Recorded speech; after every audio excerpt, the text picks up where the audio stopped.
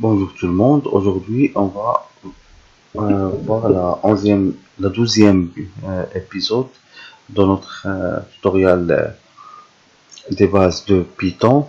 Aujourd'hui on va voir la partie des orientés objets en Python. L'orienté objet en Python, il sert à bien structurer votre code. Et la même chose pour les autres langages de programmation. Ça va vous servir de bien structurer votre code.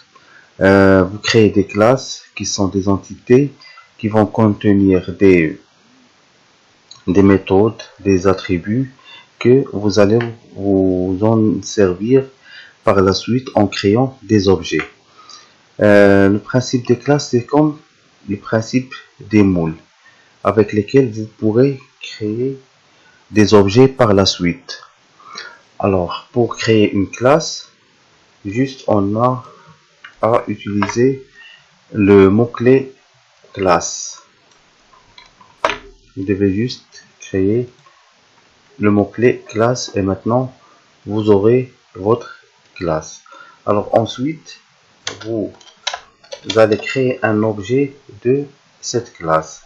Alors pour créer l'objet, vous allez appeler cet objet object 1 égale normalement il doit égal le nom de votre classe.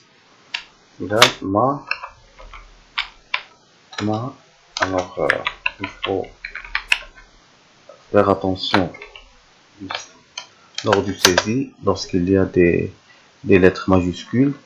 Alors, et vous pouvez utiliser par exemple, alors on a ma classe sans E, ma classe sans E. Alors maintenant, qu'est-ce qu'on a fait? On a créé une classe qui contient un objet nom, qui contient un variable nom.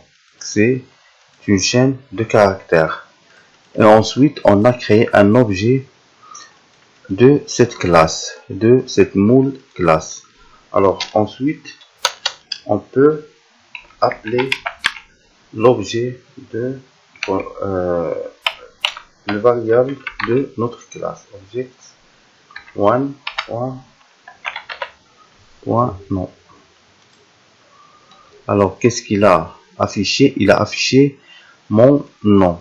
Ça veut dire que il a pu accéder aux variables de la classe. Et vous pouvez créer autant de variables que vous voulez de cette classe. Object 2, object 3, ils vont faire la même chose. Par exemple, si vous appelez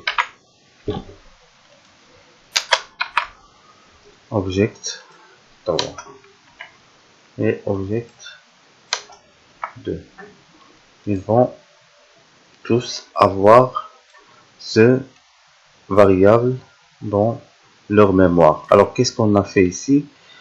Lors de l'affectation, on l'appelle instantiation. Instantiation, c'est de mettre dans la mémoire de votre ordinateur cet objet, object 1, qui aura tous les méthodes et les variables de votre classe.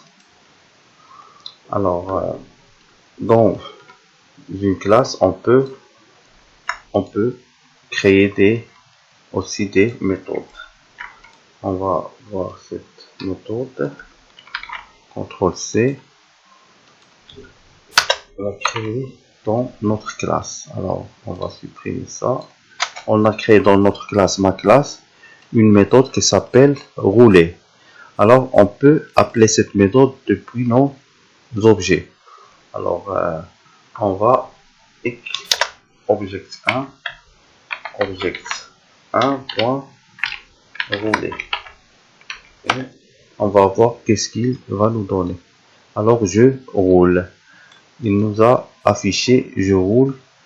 Alors, il a exécuté la fonction de votre classe.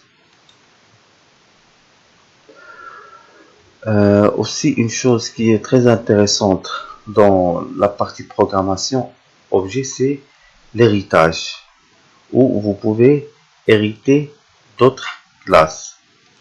Alors, pour hériter d'une classe, par exemple, on va créer ensuite une autre classe.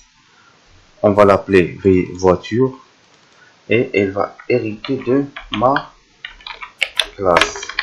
Alors, on met le nom du classe à hériter entre parenthèses lors de la déclaration de votre classe. On n'utilise pas, c'est juste parce qu'on ne va pas, on va rien écrire dans notre classe. Alors, voiture 2 égale, on va créer un objet de notre classe voiture qui va s'appeler voiture 2 et on va appeler la fonction rouler de cette voiture 2 et on va exécuter et on voit que il a exécuté la fonction rouler, la fonction rouler de notre classe. Alors là, l'objet voiture 2, il a comme type voiture. Alors la classe voiture ne contient pas de fonction qui s'appelle rouler. Alors qu'est-ce qu'il a fait? Il a hérité de la classe, ma classe, cette fonction, et il l'a exécutée. Alors c'est pas la peine de créer encore cette fonction dans voiture, puisque il l'a hérité de la classe père qui s'appelle ma classe. Alors je vous remercie de votre attention et au prochain vidéo et à bientôt.